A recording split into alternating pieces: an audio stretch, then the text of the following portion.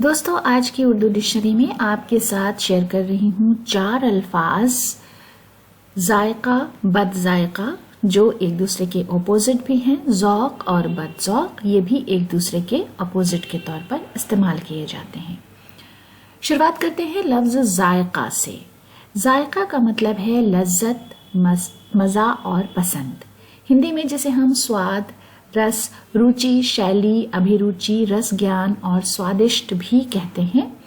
Test, flavour, the sense of tasting, relish, sense of test.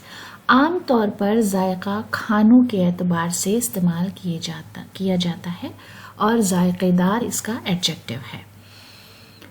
مثال کے لیے جملہ ہے کہ ماں کے ہاتھ کا ذائقہ ہمیشہ یاد رہتا ہے، یعنی ماں کے ہاتھ کا پکایا ہوا کھانا، اس میں ایسا مزہ، ایسی لذت ہوتی ہے کہ وہ ہمیشہ یاد رہتا ہے.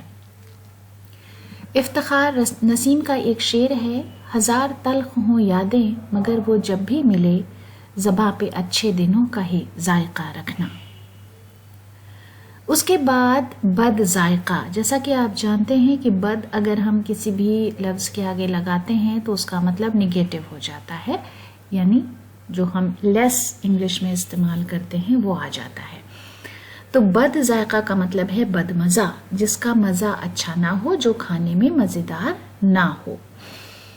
نیرس، نسواد، کسواد، اپریہ، آروچیکر، آپریتیکر ہندی میں، اور ڈسٹیسفل، بلینڈ، فلیور لیس، انٹیسٹفل اس کے لیے الفاظ انگلش میں استعمال کیے جاتے ہیں.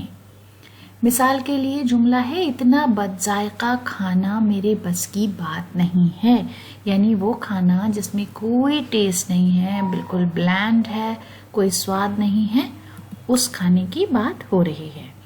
محمد سلیم الرحمن کا شعر ہے، ایک بار یہاں بویا گیا زہر زمیں میں، بد ذائقہ اب ہر نئے موسم کا ثمر ہے. ثمر کا مطلب پھل. اس کے بعد ذوق. ذوق کا مطلب بہت سارے مطلب ہیں ذوق کے. لذت، شوق. ذوق کا مطلب ایک شوق بھی ہوتا ہے. رغبت، دلچسپی، نشاط، کیف، لطف، سرور. کسی چیز کی حقیقت کو سمجھنے اور قدر و قیمت کا صحیح اندازہ لگانے کی صلاحیت، خصوصاً فنون لطیفہ اور ادبیات میں. حسن خوبی کا ادراک کرنے اور لطف اندوز ہونے کی صلاحیت، شعر کو سمجھنے کا ملکہ اور سخن فہمی، شاعری کا مزہ، یعنی جو شاعری سمجھنے کی آپ کی صلاحیت ہے. روچی، للت کلا اور ساہتک سوندریہ کا واستوک انمان لگانے کی شمتا. وشیشتا ایوم گنوں کا بودھ کرنے اور آنندت ہونے کی چھمتا. کویتا کے واستوک سار ایوم بھاؤ کی چھمتا، سمجھنے کی چھمتا. کاویہ روچی اور کاویہ بودھ. A person's liking for something aesthetic, discriminating in art, ecstasy, joy, delight, the ability to understand and appreciate fine arts اور poetic sense. عام طور پر ذوق کا مطلب آپ کا شوق، آپ کے انٹرسٹ، اور پوئٹک سینس یا آپ کا جو لٹریری سینس ہے اس کے بارے میں استعمال کیا جاتا ہے. شاعری کا ذوق ہر ایک کو نہیں ہوتا، یعنی شاعری کو سمجھنے کا. ویسے تو شاعری کا شوق آپ کو سب کو ملے گا، سب لوگوں میں ملے گا. ہر انسان اپنے طور پر شعر اور شاعری پڑھتا ہے، استعمال کرتا ہے، شعر کہتے ہیں لوگ.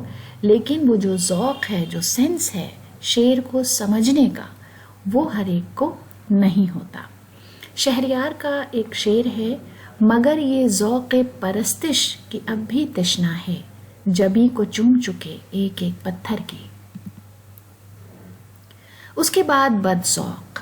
بد ذوق، ظاہر بات ہے ذوق کے آگے بد لگا ہے تو برا ہی مطلب ہے. جو اچھے اور برے کی تمیز نہ کر سکتا ہو، جس کا معیار امتیاز پست ہو، مذاق سلیم سے محروم، جس کی پسند اچھی نہ ہو، غیر معیاری چیزوں کو پسند کرنے والا، جو اچھے برے میں بھید نہ کر سکے اور برے وکلپ چننے والا. One with bad taste, person having no taste in arts, literature, music, etc. تو عام طور پر جو دوسرا مطلب ہے کہ person having no taste in art, literature اور music، بد ذوق اس کے لیے استعمال کیا جاتا ہے.